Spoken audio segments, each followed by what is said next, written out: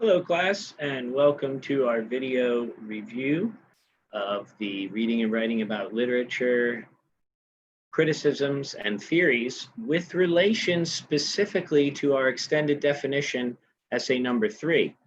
So as we kind of look over the different types of criticisms from reading and writing about literature, I'll pull up the Purdue OWL page so we can kind of follow along with the descriptions. As we know, formalism, right? What we've been doing all along, whenever you have looked at the elements of fiction, poetry, and in this essay possibly plays, you are doing a formalist analysis. So ideally, everybody should be feeling confident that you've already done a formalist analysis in essay 1 and essay 2, and you want to continue to doing so in essay 3 because we always look at the elements of fiction and poetry and plays when we're analyzing literature to make a point about the human experience. So use those elements to guide you. You have some extra questions here on the formalism page. In addition to the multiple paragraphs in our reading, I know I'm kind of holding that up and you're like, huh, but you have a copy of this book. So page 171 to 172, right? Remember, there's 3 to 4 paragraphs under each criticism. The first one tells you what it is, the second one tells you how to do it, and the third one gives you examples. So hopefully we're feeling confident about formalism. As we move forward, right, to gender criticism and feminist criticism, ideally, when you think about the word that comes before criticism or theory, right, that answers the question as to what your focus should be. So when you're doing a formalist criticism, you're focusing on the form, the formal elements of the text. So the reader can learn about the human experience. So we can learn about life, what happens in the stories, poems, and plays.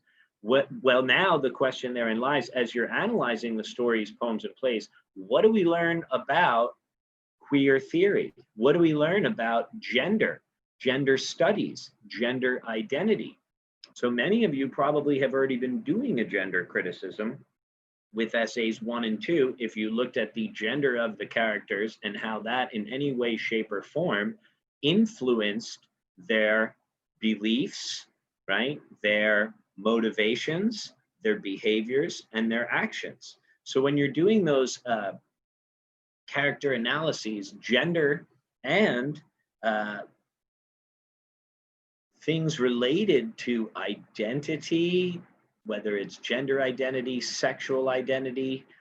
sexual preference, LGBTQIA identity, right? All of these are aspects which you might find yourself analyzing, right, the characters from to make your point about the human experience, what we learn about life.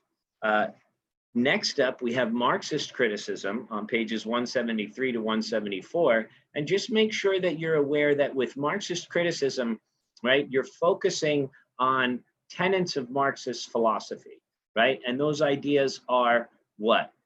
Power, class, right? Money, socioeconomic factors, and the effects that they have on our societies and cultures. And specifically, if you look at how power and class and money affects the beliefs, right? The motivations, the behaviors, the actions of your characters, you're looking at the fiction from a Marxist perspective.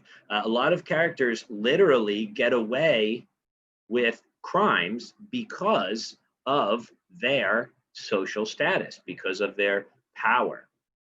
They're able to avoid penalty, much like Claudius reflects on in his speech after the play when he's trying to pray. Now, when you're focusing on cultural studies, this pretty much opens it up to almost anything in some ways, because when you think about it, all of these are aspects of culture, right? So cultural studies can pretty much encapsulate any aspect of culture. If you want to study any aspect of the fiction to make a point about culture, to make a point about society and our behaviors and actions and laws and institutions, and whether or not those are fair and just and logical, right? You're engaging in cultural studies. Next, and again, also part of cultural criticism is psychological criticism and reader response criticism. And when you're doing psychological criticism, you're focusing your analysis on psychological concepts and theories. So now the question is, what do we learn about psychology by analyzing the fiction? Just like we might have answered the question, what do we learn about culture by analyzing the fiction? What do we learn about gender by analyzing the fiction? What do we learn about queer theory by analyzing the fiction? What do we learn about Marxist ideas by analyzing the fiction?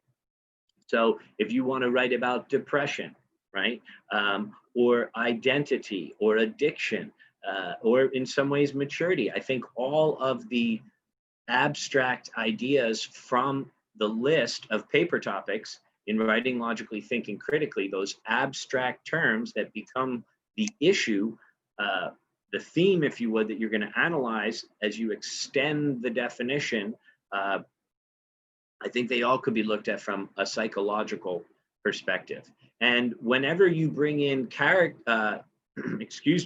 whenever you bring in critics and you analyze and evaluate their responses to better understand a text, you're doing reader response criticism. So we've all done formalist criticism when we analyze the elements of fiction, poetry, and maybe plays in essay 3. When you're bringing in your secondary sources and you're evaluating them and you're synthesizing their evaluation with your analysis of the fiction, you're engaging in reader response criticism, right? What do we learn about the human experience by analyzing readers' responses to these sources? So again, I'd like to think that hopefully this video is instilling a sense of confidence as you think about the different criticisms and the different approaches that you can take towards extended definition essay number 3 and